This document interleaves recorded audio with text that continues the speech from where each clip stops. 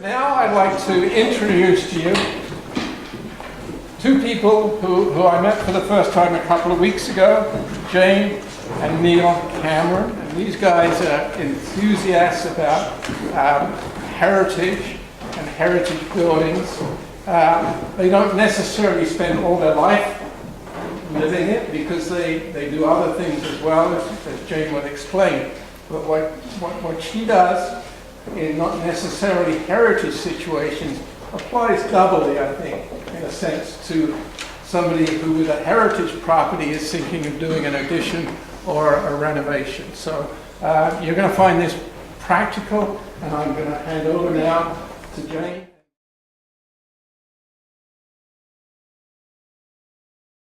So I'm licensed for residential work in Ontario. That's my position. So I was called. This is an older home in a small town in New Tecumseh. The owners called me and said they want to do something with their home. So you can see some front pictures and some front befores and front afterwards. First is meeting the people and just going to the property and walking around it and getting a sense of what's there. So go into first of all, I want to find out where the goalposts are when I'm working on a property with a couple or with a family. I want to know where we need to work through so that I don't waste my client's time in designing something that can't be built. So through that, I do zoning research, and we look into whether other agencies have jurisdiction on the property. Sometimes there's conservation, sometimes there's, the roads department has something to say, sometimes heritage department, and there's other things involved. We look at the original surveys and hire a surveyor if we need to get more information about that.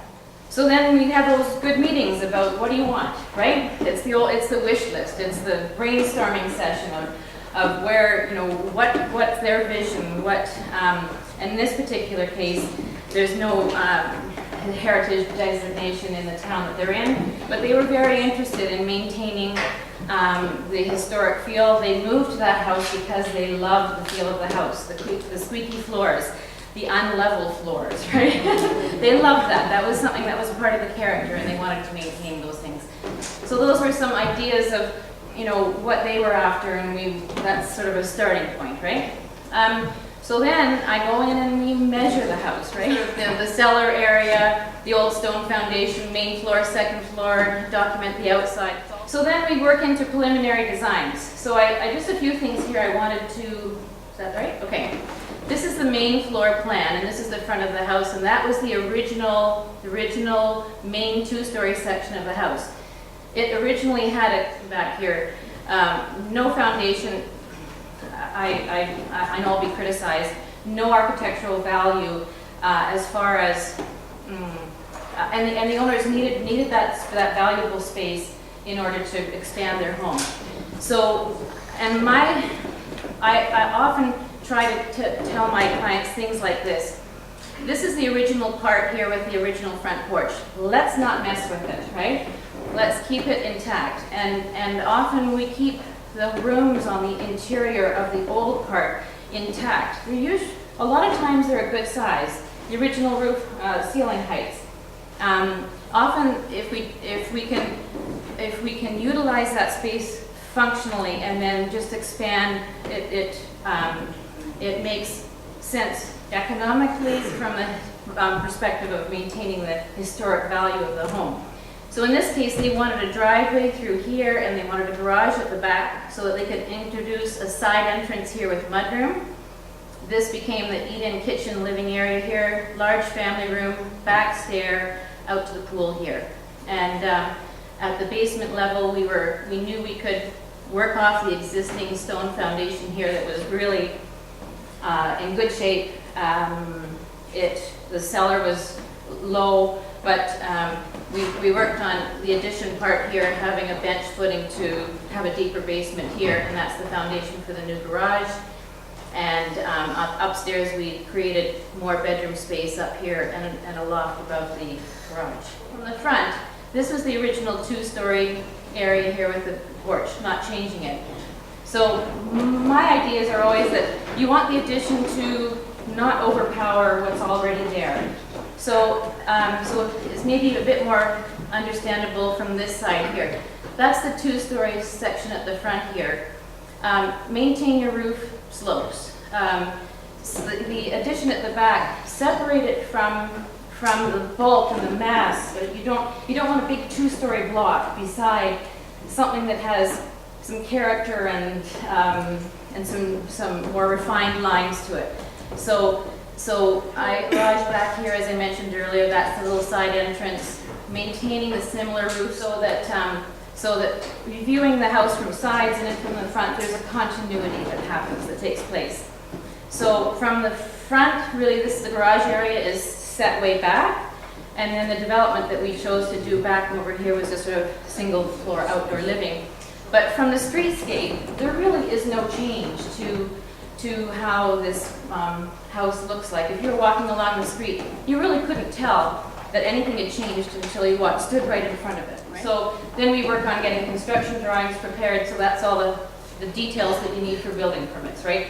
Site plan work, and as Bruce was mentioning, your floor plans, your elevations, your sections, and your details, working through that sort of thing. So that's the next stage. And then into construction, and so, you can see from, and the pool was left intact here at the back, so we knew we needed to save that. There was a large maple tree in the backyard we needed to save. This was a little old dry shed that was part of the, let's leave it, it can be a little interesting area right beside the pool and all that sort of thing. So during construction, there's the big excavation here and the foundations going, the footings going in.